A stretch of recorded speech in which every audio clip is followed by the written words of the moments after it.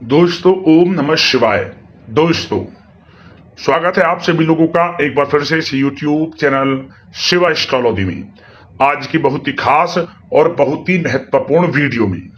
दोस्तों 23 मई अपरा एकादशी के दिन बन रहा है दिव्य दुर्लभ महाशुभ संयोग। इस दिन यानी 23 मई को अपरा एकादशी के दिन चुपचाप गाय को खिला दें। यह एक छोटी सी चीज रोड़पति भी होंगे करोड़पति, मिलेंगी सभी संकटों और कष्टों से मुक्ति।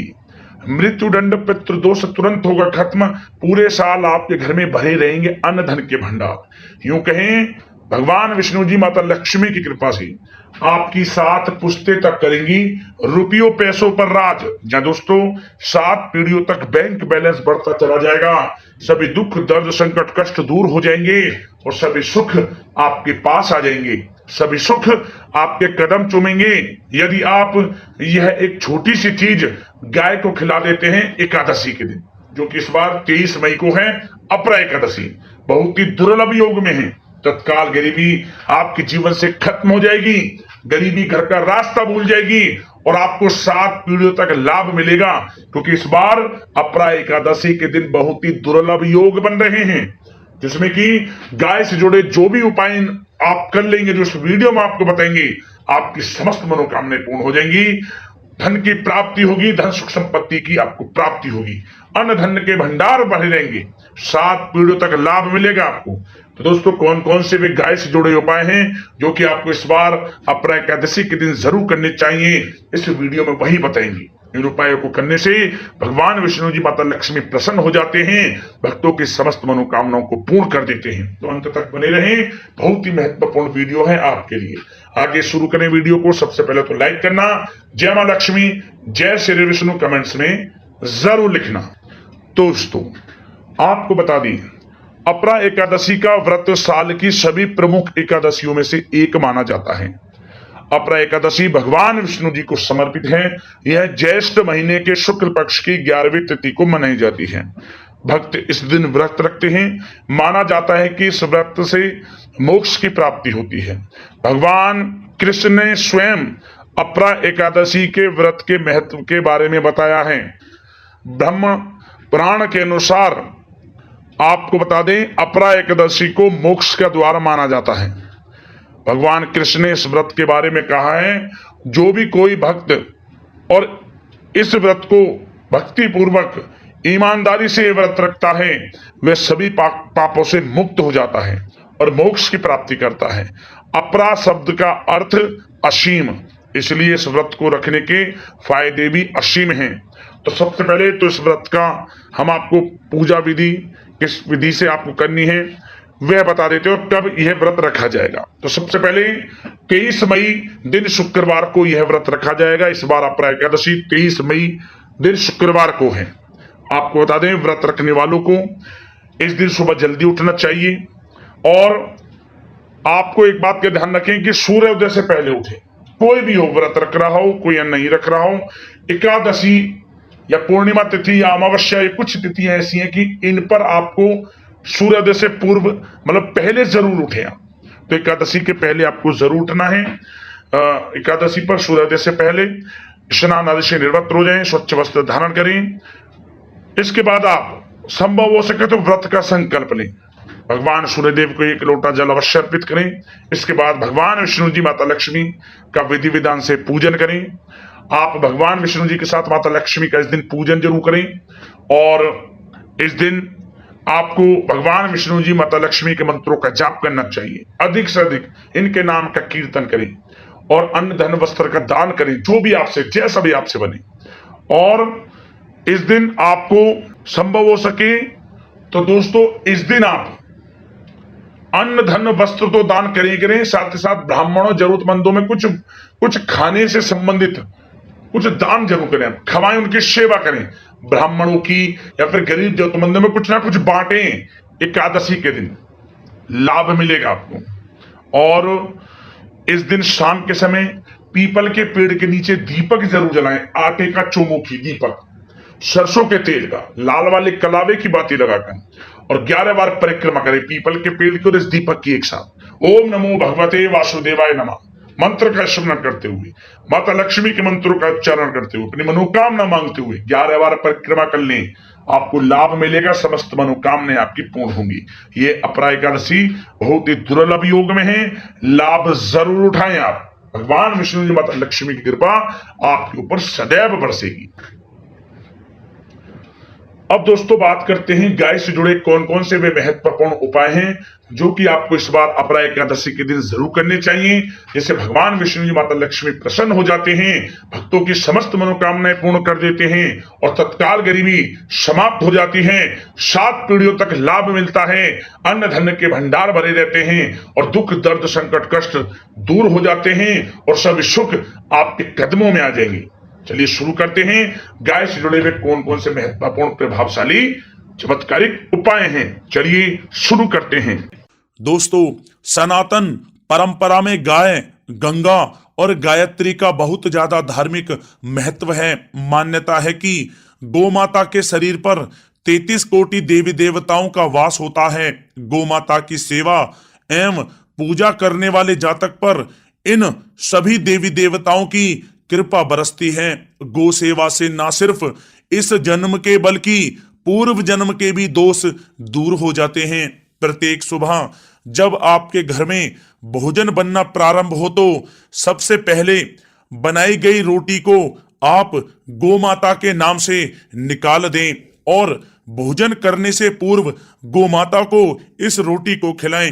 यदि संभव हो तो काली गाय को खिलाएं। यदि काली गाय ना मिले तो सफेद गाय को भी आप खिला सकते हैं। प्रत्येक पूजा और मांगलिक कार्य में गौ माता या उनसे जुड़ी चीजें जैसे गाय का गोबर, गोमूत्र, गाय का दूध अथवा गाय के दूध से बना घी अवश्य शामिल करें। इससे आपको पुण्य फलों की प्राप्ति होगी। सनातन परंपरा के अनुसार जिस घर में गाय होती है उस घर से जुड़े सभी वास्तु दोष स्वतः ही समाप्त हो जाते हैं। किसी भी पूजा में गाय से प्राप्त पंचांगव्य युक्त पदार्थ का उपयोग अवश्य शामिल करें, क्योंकि पंचांगव्य के बिना कोई भी पूजा पाठ और हवन सफल नहीं होता। जहाँ दोस्तों, गो कृपा पाने के लिए प्रतिदिन, सप्ताह अथवा महीने में परिवार समेत एक बार गौशाला जाने का नियम जरूर बनाएं और वहां गाय को हरा चारा जरूर खिलाएं। इससे आपको शुभ फलों की प्राप्ति होगी और साथ ही साथ गौ सेवा और गौ पूजा से 9 ग्रह शांत हो जाते हैं और इनसे जुड़े दोषों का निदान हो जाता है। गर्मियों में गौ माता को पानी पिलाएं और सर्दी में गौ माता को गुड़ अवश्य खिलाएं। ध्यान रखें कि गर्मियों में गाय को गुड़ ना खिलाएं। अनेक देवी देवताओं को अपने शरीर पर धारण करने वाली गौ माता से जुड़े कई शुभ और अशुभ संकेत भी होते हैं। मसलन गाय का दूध दुहाते समय यदि गाय ठोकर मार दे और सारा दूध बिखर जाए तो अपशगुन होता है। यदि कोई यात्रा पर निकल रहा हो और गाय अपने बछड़े को दूध पिलाती सामने आ जाए तो निश्चित रूप से जिस यात्रा के लिए आप निकले हैं वह यात्रा आपके लिए अवश्य ही सफल होगी और वह काम जिसके लिए आप निकले हैं वह अवश्य ही पूर्ण होगा। यात्रा पर जाते समय बाईं ओर गाय की आवाज आना और रात्रि में गाय की हुंकार करना भी शुभ होता है। दोस्तों, साथ ही साथ गाय के साथ आप भूलकर भी ये काम ना करें, अन्यथा मिलता है घोर नरक और जीवन भर की परेशानियां। जय दोस्तों, गाय को राष्ट्रीय पशु बनाए जाने और इन्हें मौलिक अधिकार दिए जाने की बात हो रही है तो सवाल उठता है कि गाय जब भारतीय संस्कृति का अहम हिस्सा है तब भी गाय के साथ लोग खराब व्यवहार कैसे कर लेते हैं। गाय दर दर भटकती रहती है, भरपेट इन्हें चारा तक लोग नहीं देते। गाय जब तक दूध देती रहती है तो उनकी सेवा होती है और जैसे ही दूध देना बंद कर देती है तो लोग इन्हें उनकी किस्मत पर छोड़ देते हैं, सड़कों पर और गलियों में भटकने के लिए। ऐसे में गोवंशी जीवों को कोई डंडे से मारता है तो कोई उन पर पानी डाल देता है, कभी वाहनों से इन्हें ठोकर लग जाती है तो कभी बीमार होकर बेचारी ये गाय दम तोड़ देती हैं। ऐसे में जरूरत है इन बातों को जानने की कि गाय को लेकर शास्त्रों में क्या कहा गया है, गाय के साथ आपको कैसा व्यवहार करना चाहिए। या दोस्तों, गाय को कभी भी मारना पीटना नहीं चाहिए। शास्त्रों में गाय को माता का दर्जा दिया गया है। गाय को मारने पीटने वाला माता को मारने पीटने वाले के समान पाप का भागी माना जाता है। ऐसे घरों को नरक लोक में वर्षों तक कष्ट भोगना पड़ता है। अगले जन्म पशु योनि में मिलता है।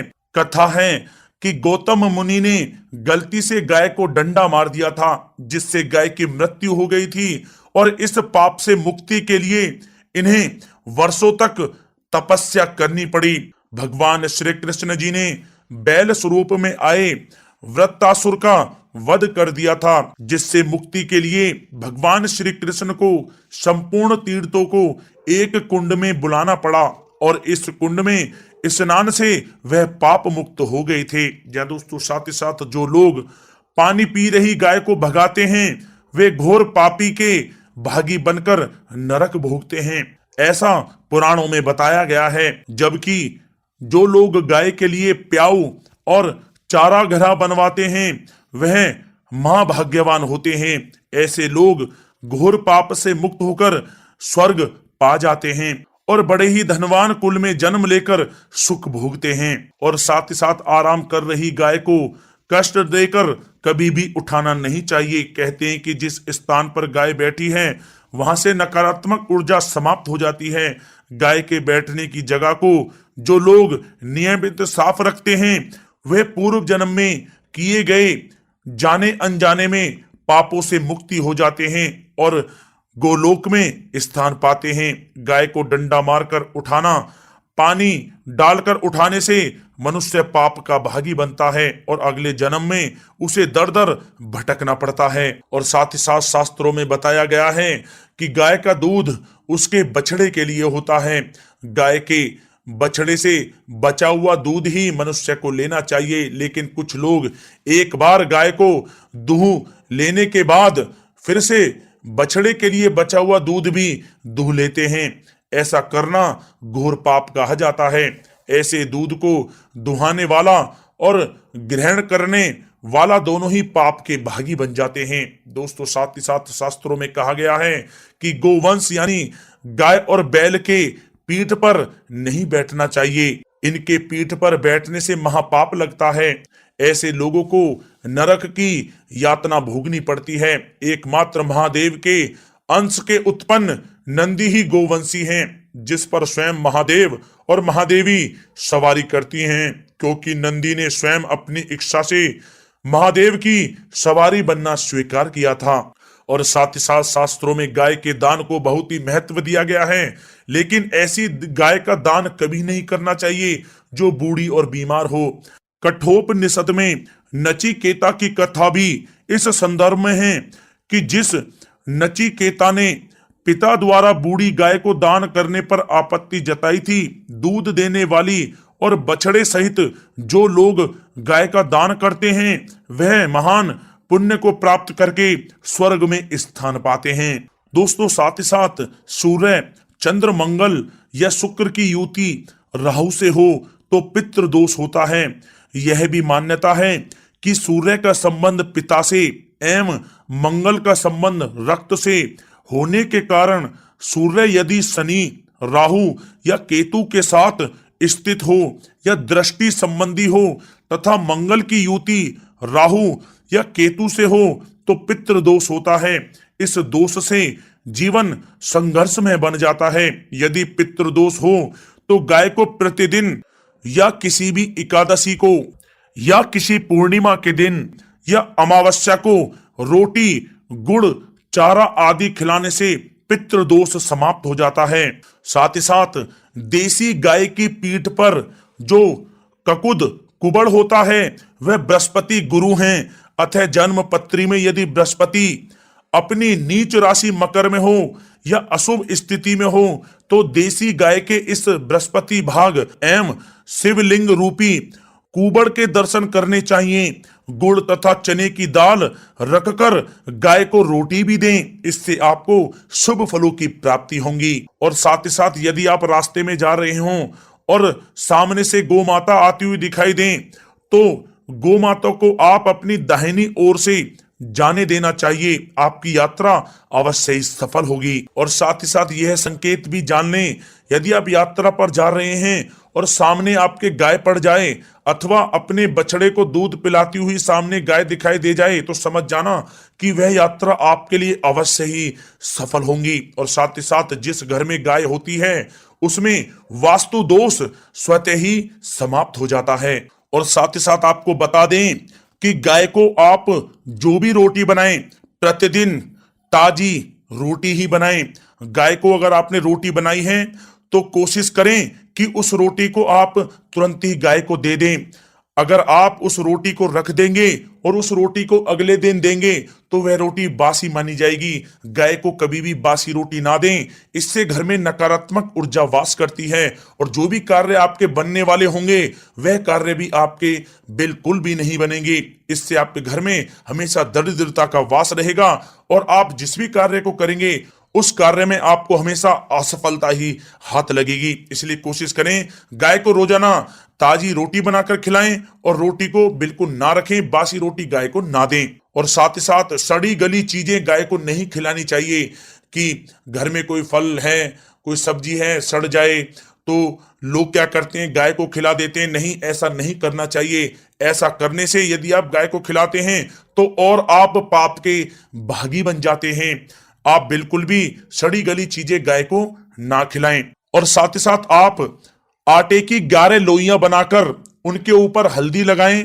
इसके बाद आप उन 11 लोइयों को एक एक करके गाय को खिलाएं।